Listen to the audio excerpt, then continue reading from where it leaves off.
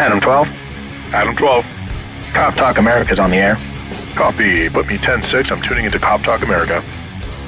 Welcome to Cop Talk America, where police discuss the job, answer questions, and respond to law enforcement hot topics around our great nation. With over 100 years combined law enforcement experience, here's your host.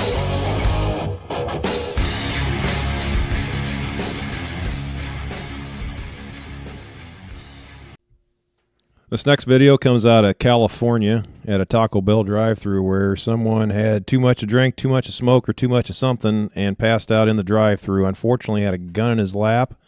The police show up. They tried to formulate a plan to take him into custody, but the suspect grabbed for the gun first, and it did not end well for him. So here's the video. On February 9th, 2019, Vallejo officers responded to a 911 call from a Taco Bell in the city regarding an unresponsive driver in the drive-thru lane of the restaurant.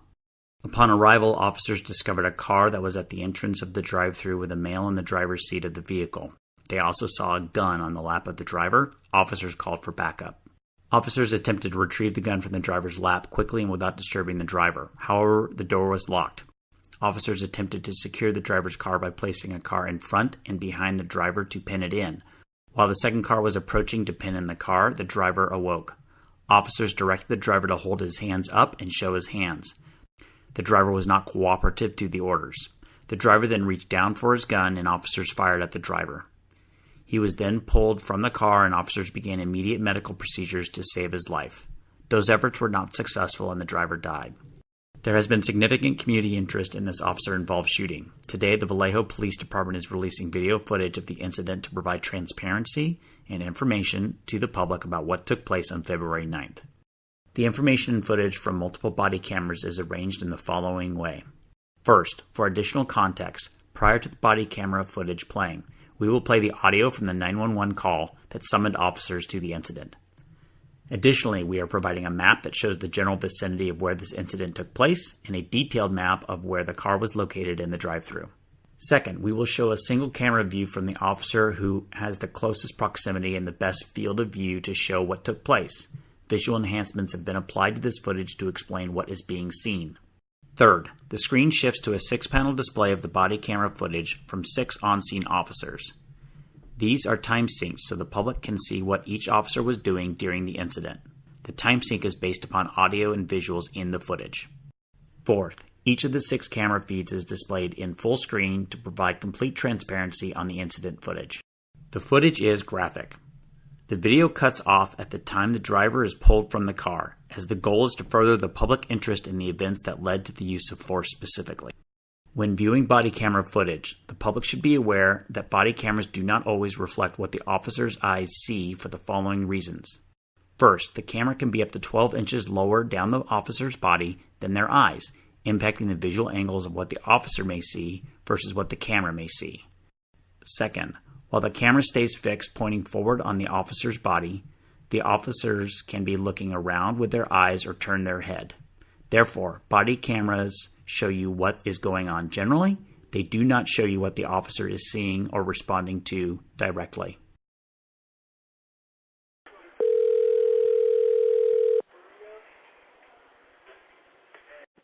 911 emergency. Hi, I work at the Taco Bell on Admiral Callahan. Yeah, I have a person unresponsive to car horn honks in my drive-thru. Okay, what kind of car is it? It's a Mercedes-Benz Silver. What color? Okay. Can you see a license plate? Honestly, we're not allowed to go out there. I didn't know if you could see from the window. That's why I asked. Oh, yeah, no, it has a license plate, but I can't make out what it is. Okay. Yeah, he's unresponsive. I've already had, people try to knock on the window. Okay. I have no idea what's going on. All right, may I ask your name? My name is... We'll get somebody out there for you. Okay, thank you. Can I get your telephone number? Yeah, it's the Taco Bell's phone number, sorry. Sorry, 707-648-2402? Yes, that's it, yep. Perfect. We'll get somebody out there. Okay, thank you. Thank you. Bye-bye.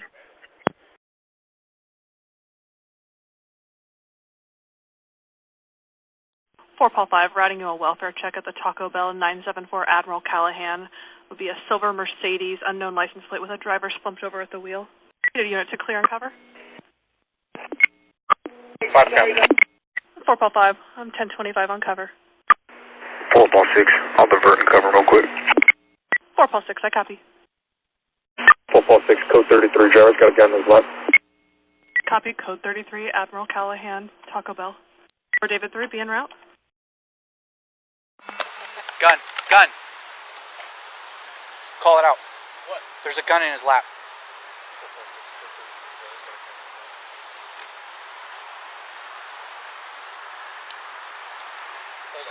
I'm gonna bust that fucking window.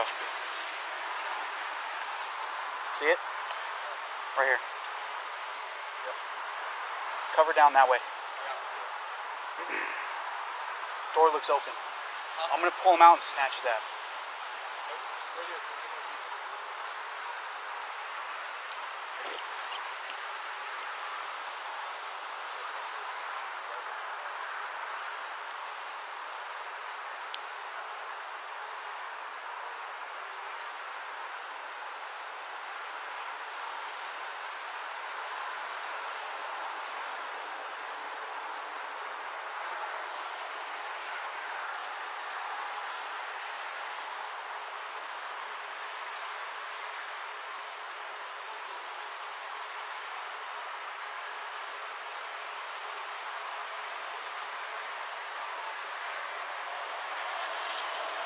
Do me a favor, come around my back, make sure there's nobody in the back seat. It looks unlocked. Okay.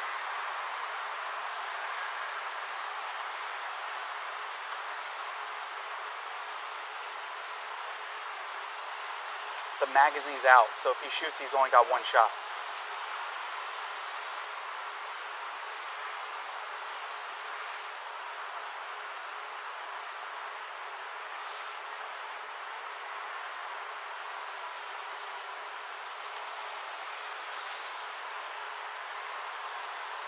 He's got a gun in his lap. The magazine's half out, so he's only got one shot if he shoots. Door looks unlocked. I'm thinking we snatch him out. I don't even want to give him a chance. Is this unlocked? It looks unlocked. You want to test it? What are you thinking? I'm going to go in there, I'm going to grab that gun. And then I'll yank him out. If he reaches for it. Yep. Patcher, am I clear? Okay, this car's a drive. Okay. So. You got that, Patcher? Car's in drive.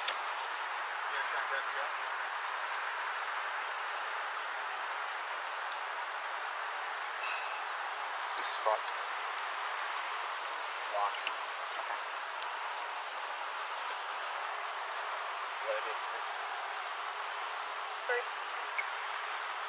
Car's locked, he's passed out, but the car is in drive. We need another unit to start this way. Try to get control vehicle in front of this way.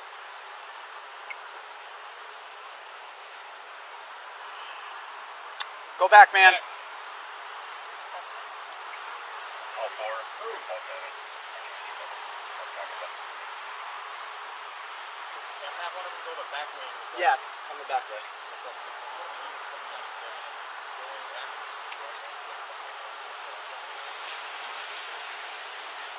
Push this patrol car up against his bumper. Hey, can you push my car up against his bumper?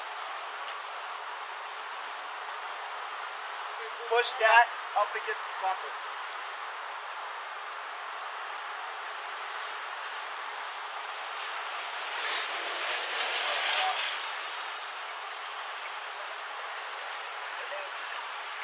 Drive. Okay. I think Leonard's pulling his car around. Watch your foot, dude.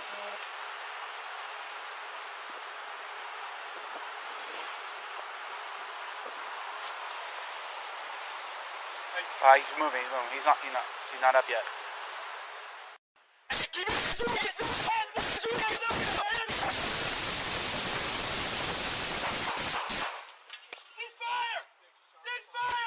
Vallejo. Let me see your hands! Let me see your hands! Let me see your hands! Let me see your hands! Put your hands up! Show me your hands! Crossfire, crossfire.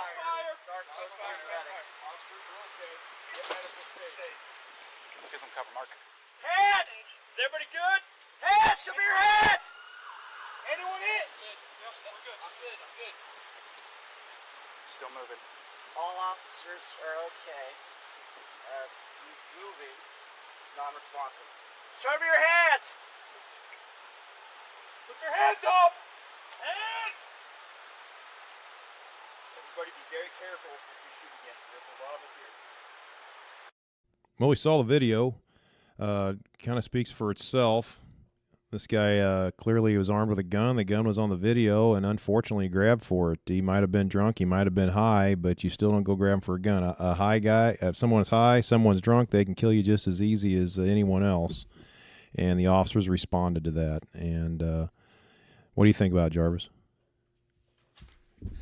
Well, you know, it's kind of hard to say exactly what he was, except for passed out. And tired. Yeah, you know, they're trying to do the best they can to keep this situation under control. They talked and discussed a few different times of what should they do. And I think they spent maybe a little too much time discussing it when something should have been done, but that's just my opinion. I'm not trying to second guess anyone. One wanted to take the window out, which I think that's what they should have done, was taking the window out.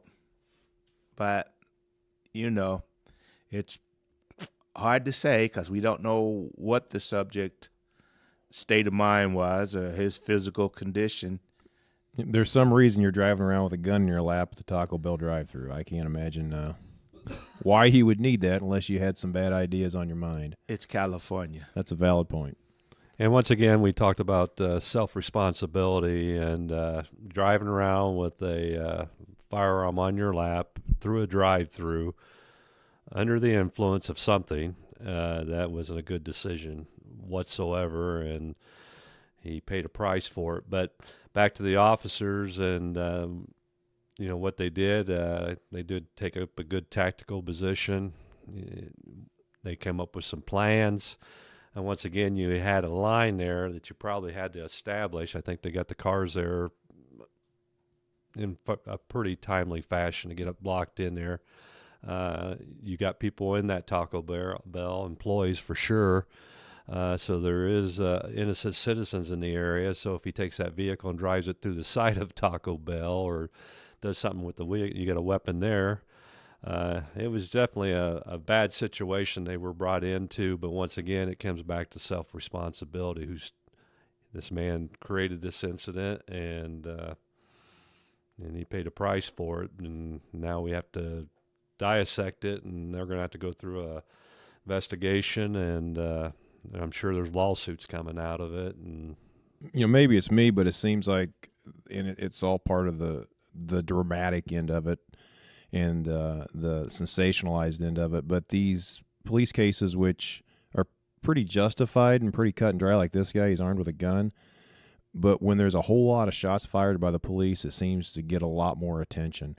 And people just don't stop for a second and think. It only took a couple seconds for that. When you got 3 or 4 officers or whatever it was, and this guy's moving, everybody sees the same thing, and they open fire. It's not going to take very long, and you might have 20 rounds going off. And that sounds really, really bad, but that's really, really reality when something like this happens. And I really don't think the normal public can quite grasp that idea. And then the news media is just going to show the absolute worst part of it and the barrage of gunfire. And it gets twisted and turned around really quick. If you're justified in shooting the guy, you're justified in shooting the guy. And if everybody shoots 3 or 4 times, it don't take long, and it does sound like a war zone for a couple of seconds. I don't think there was going to be a very successful conclusion to this incident. I don't think there would have been any way of waking that individual up and not having a negative reaction from him. I really don't, and I think the officers knew that was probably going to be the situation, and that's exactly what happened.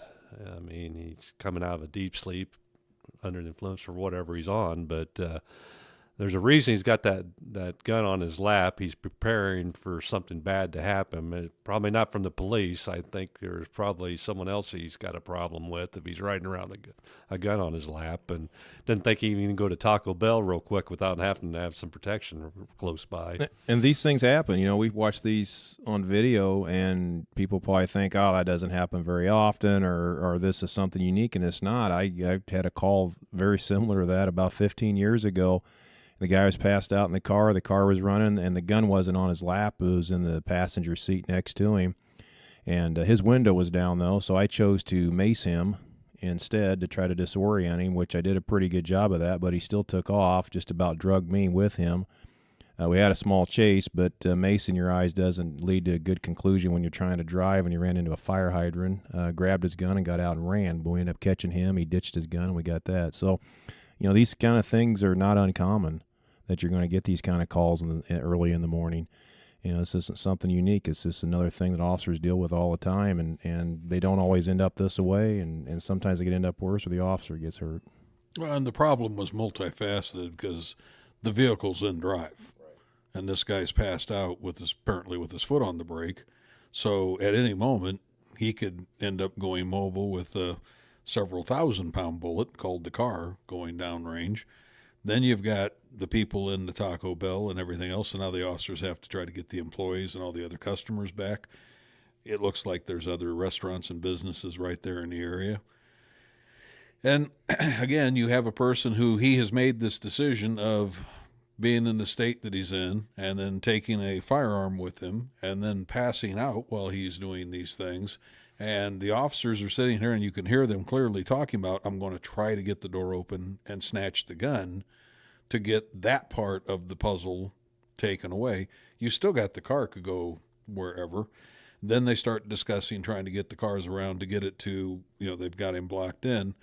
You know, you can see they're going through a problem-solving cycle of trying to figure out all the different ways they can keep from having to injure this person. And then when he wakes up and they see the hand go for the weapon, well, you can hear some people saying, well, you should wait and see, you know, is he just waking up? Is he, okay, how many people are going to realistically sit there and wait to see, well, the gun is coming my way, but he still hasn't quite aimed it at me? Oh, come on now.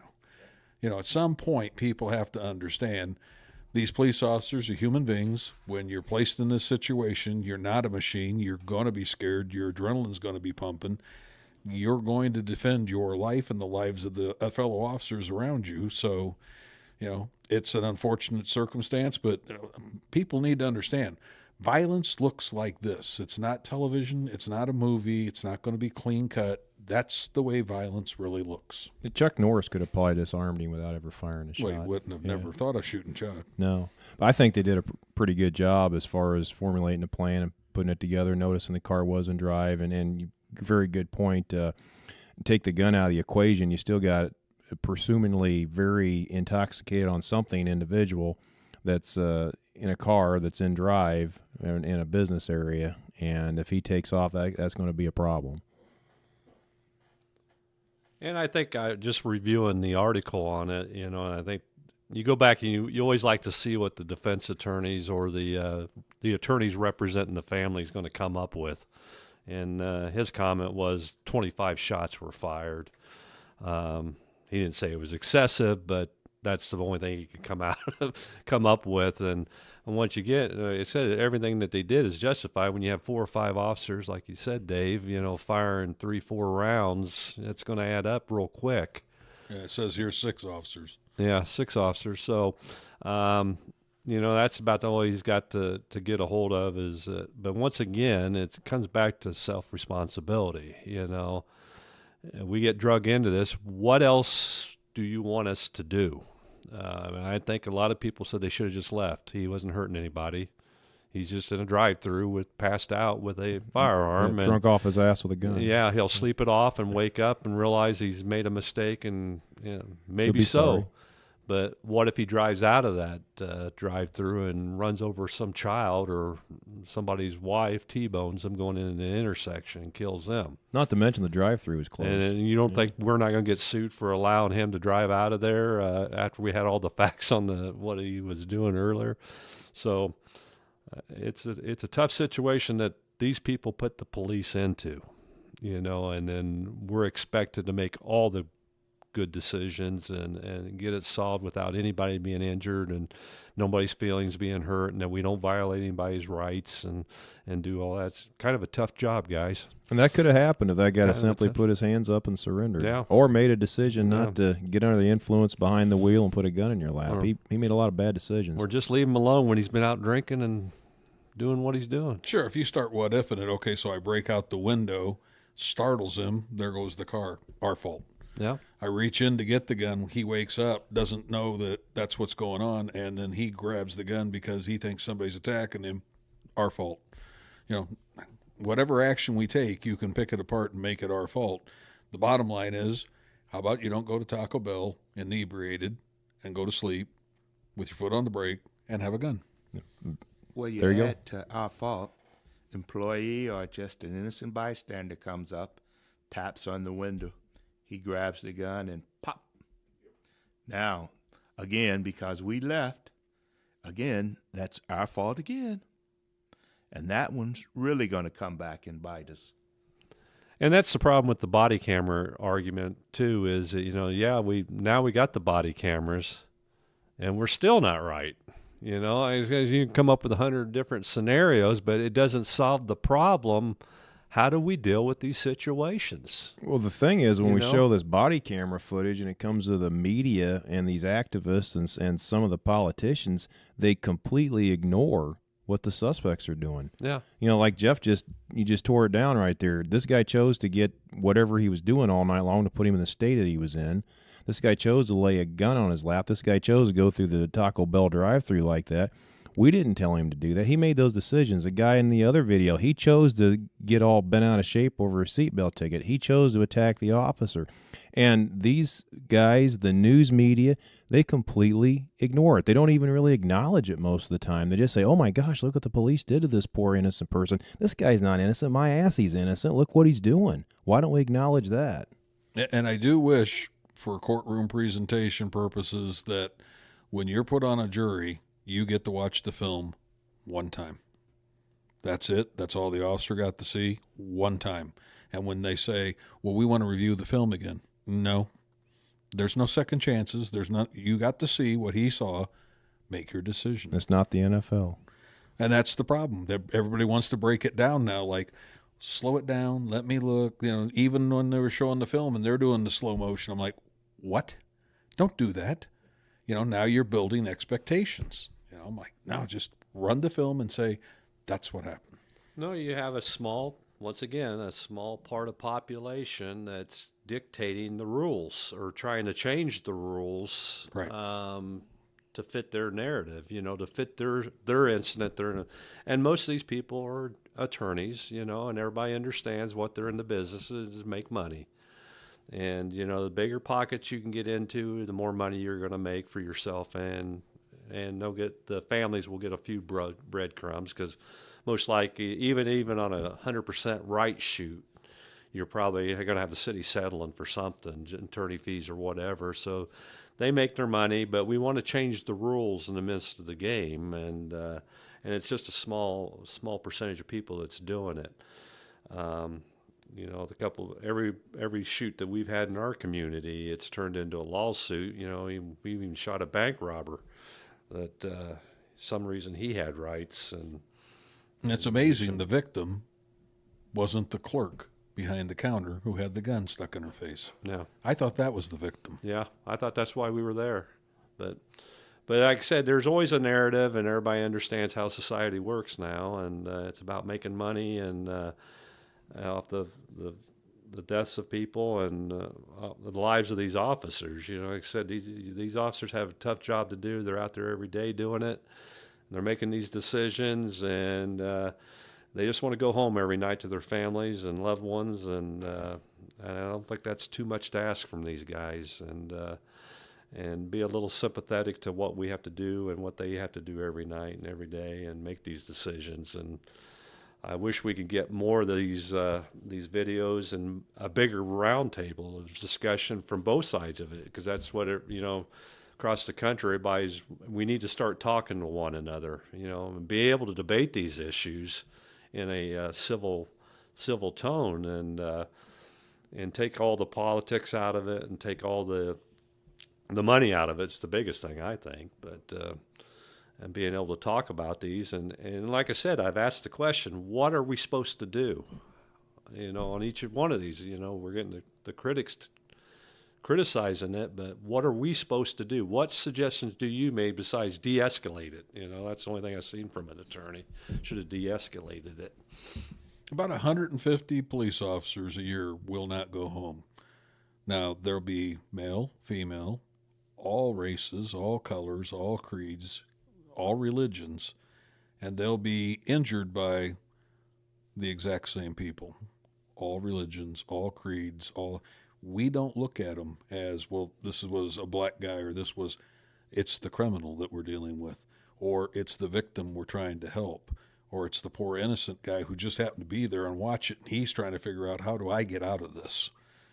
Because we've all been there with that innocent guy who watched what happened, but then he's like, I'm not going to have to go to court, right? Well, the answer to that is, oh yeah, you're coming. So no matter which way it goes, when you see 150 people are not going to go home because of their job, again, like I said before, when you see yourself putting on a bulletproof vest, that alone should make you understand this is not a normal job, and it doesn't allow normal people to do this job. So we're not heroes, but we're not the villains. We're just people trying to do a job. A job that needs to be done. Yeah. And I just wish we had more people speak up for these people. Our fine officers, and, society as a whole needs to start standing up for your officers, because I don't think you're going to like the other side of it if we don't have them out there every day protecting you. I don't think you're going to like it a bit. Yeah, next time your house gets broken into, or your child gets assaulted, or something happens to your wife, call your local defense attorney or your local crackhead, see if they'll respond and risk their life to help you. That they won't. I'll tell you that right now, they won't. 911, crackheads don't answer 911. Defense attorney's number is not 911. All right, well, that's another episode of Cop Talk America. Thanks for joining us. Remember, catch us here on our YouTube channel, and don't forget to check out the website.